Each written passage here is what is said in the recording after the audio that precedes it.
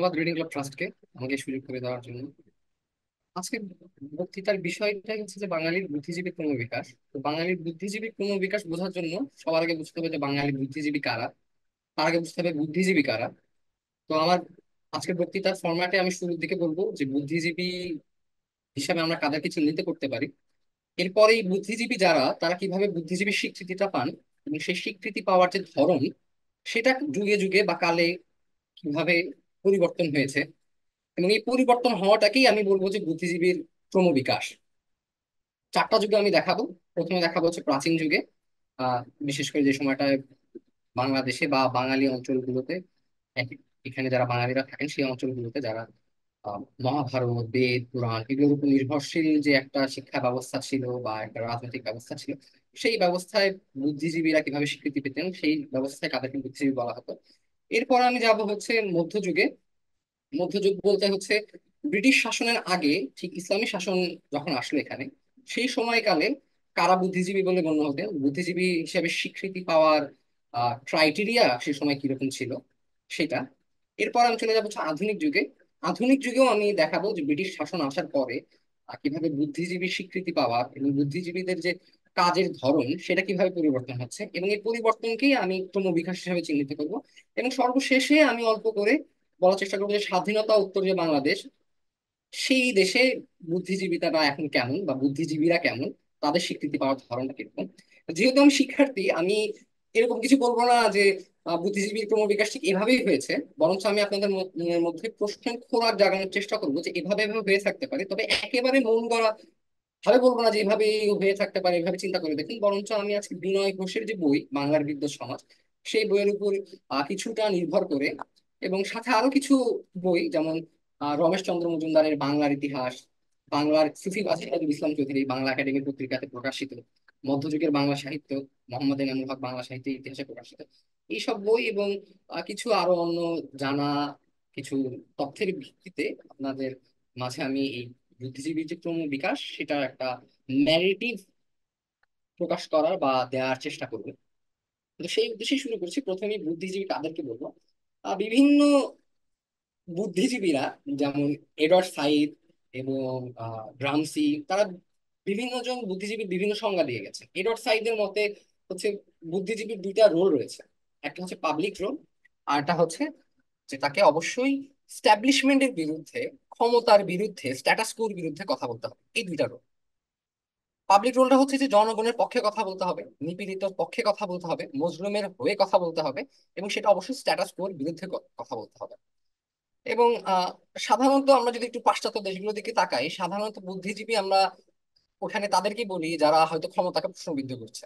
নোম চমস্কির কথা যদি বলি, সে তার নিজের দেশের ক্ষমতাকে প্রশ্নবিদ্ধ করছে, আমরা তাকে এরকম বুদ্ধিজীবী বলার চেষ্টা করি। যদিও সে দেশটাতে বুদ্ধিজীবীর ব্যাপারটা অনেকটা বেশি একাডেমিক, যে একাডেমিক কেউ একজন একটা তত্ত্ব উপস্থাপন করছেন, সেটাকে আরেকজন ক্রিটিসাইজ করছেন, সেই ধারাবাহিকতায় একজন একজন করে বুদ্ধিজীবী স্বীকৃতি পাচ্ছেন।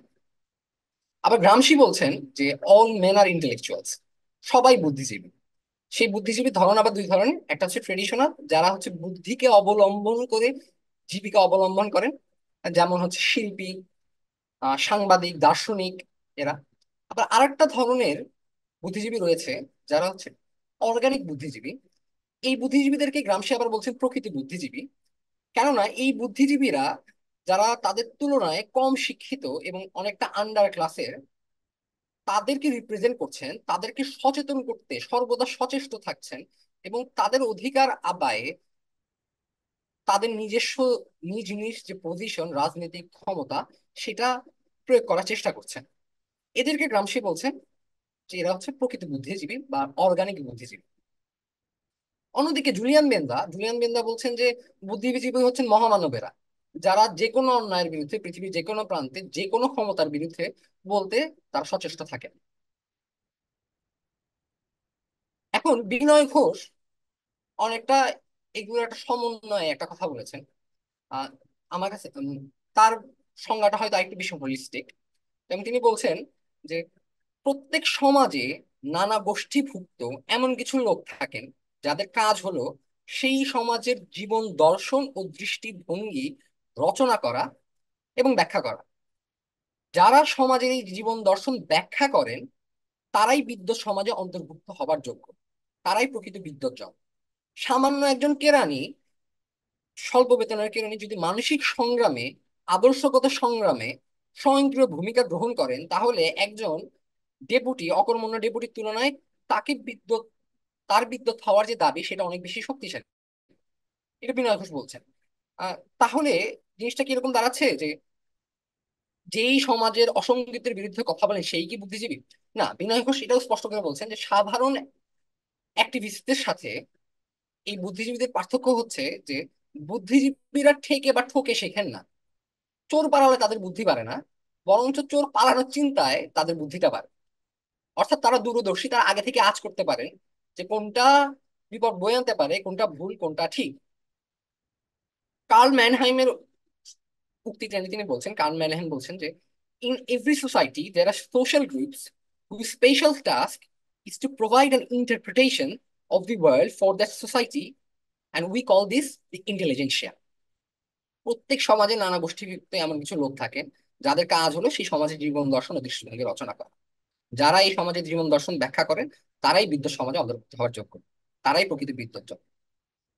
এখন এখান থেকে একটা প্রশ্ন দাঁড়ায়, বড় একটা প্রশ্ন দাঁড়ায়, যে তাহলে যারা ধর্মীয় ব্যক্তিত্ব, বিশেষ করে আমাদের এই অঞ্চলে, যেমন পীর আউলিয়া, এদেরকে কি বুদ্ধিজীবী বলা যাবে কিনা? বিশেষত যদি আমরা এমনকি যদি পাশ্চাত্যের কথাও চিন্তা করি, যে সময়টায় সেন্ট অগাস্টিনের সময় সিটি অফ গড তিনি যখন লিখলেন, যে সময়টাতে তিনি বললেন যে গডের উইলের বাইরে, গডের নিয়ম নিয়ম নীতির বাইরে যত ধরনের বিদ্যা বুদ্ধি আছে সেগুলো অগ্রহণযোগ্য, সেগুলো থাকবে না। সেই সময়কার যেসব ধর্মীয় ব্যক্তিগণ ছিলেন, আবার বাংলা অঞ্চলে সব ইসলামী চিন্তাবিদ যারা ছিলেন, যারা ধর্মকে, ধর্মই ছিল তাদের মূল চিন্তার খোরাক বা উৎস, তাদেরকে কি আমরা বুদ্ধিজীবী বলতে পারবো কিনা? এডার সাইডের কথাই যদি বলি যে না, পারবো না, কারণ এডার সাইড বলছেন যে তাদেরকে অবশ্যই সেকুলার হতে হবে।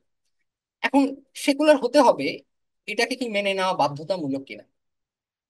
আহ, বাধ্যতামূলক নয় এই কারণে, এই যুক্তিতে, কারণ যেভাবে বললাম যে সেভেন অগাস্টিনের সময়ে যেরকম তারা ধর্মের বাইরে সবাইকে বাদ দিয়ে দিচ্ছেন, এডর সাইডও ঠিক সেইভাবে মডার্ন যুগে এসে, আধুনিক যুগে এসে, আধুনিক যুগ অর্থই হচ্ছে এরকম যে রাজনীতির কেন্দ্রে যেখানে আগে ঈশ্বর ছিল সেখানে ঈশ্বরকে সরিয়ে মানুষকে বসানো হলো, মানুষের ক্রিয়েটিভ পাওয়ারকে রেকগনাইজ করা হলো।